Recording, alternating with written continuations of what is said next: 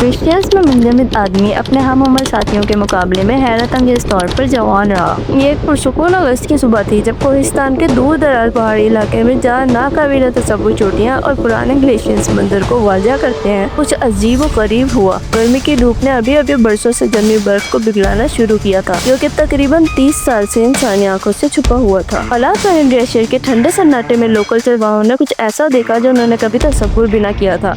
एक गांव वाले की नजर एक अजीब सी चमक पर पड़ी।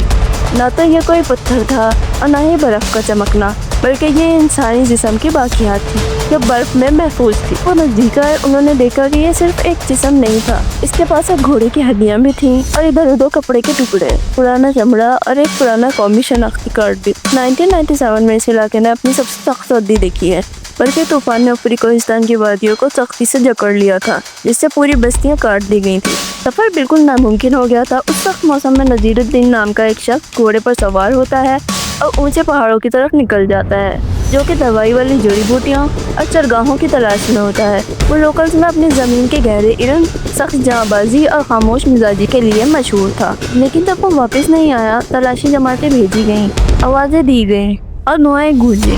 दिन हफ्ते में बदल गए और उम्मीदें गम में बदल गईं और उसका कोई नामो निशान नहीं मिला। वो गुजरता गया और उसके गायब होने की याद इलाके के ज़हनों से आहिस्ता आहिस्ता मिटने लगी। तकरीबन 30 साल तक बर्फ में बंद उसका जिस्म बिल्कुल महफूज रहा, वक्त और मौसम के ज़वाल से बचा रहा।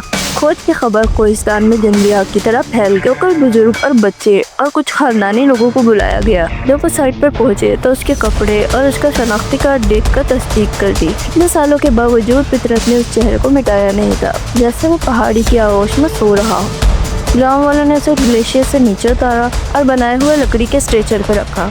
एक तवील सफर के बाद वो उसे अपने गाँव ले गए। जब उसकी लाश घर पहुंची तो बहुत से लोग खुलेआम रोए, न सिर्फ उस शख्स के लिए जो उन्होंने खोया, बल्कि उस राज के लिए जो इतने अरसे से उन्हें सता रहा था। माएँ अपने बच्चों को ले आई, सारा गांव इकट्ठा हो गया इस लज्जा अंगेज राज को जानने के लिए कि फितरत कितनी बेरहम है और ज़िंदगी कितनी नाजुक। उसका जनाजा उसी शाम अदा किया गया। बुजुर्गों ने दुआएं पढ़ी और पूरी कम्युनिटी खामोश इत्तेहाद में शामिल हुई। ये पल सिर्फ गम का नहीं था, बल्कि उसका ख़ानदान जिसने 28 साल तक बिना कब्र के मातम किया, आखिरकार सब्र पा गया।